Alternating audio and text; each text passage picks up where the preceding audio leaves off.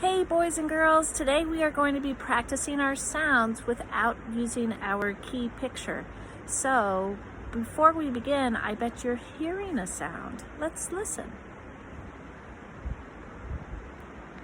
The sound you're hearing is the river behind me. Sounds are very important. So let's get started with our sounds.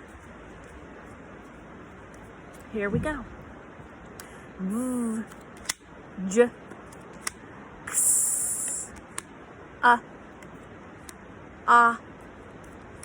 g, s, f, b, k, I, a, t, d, o,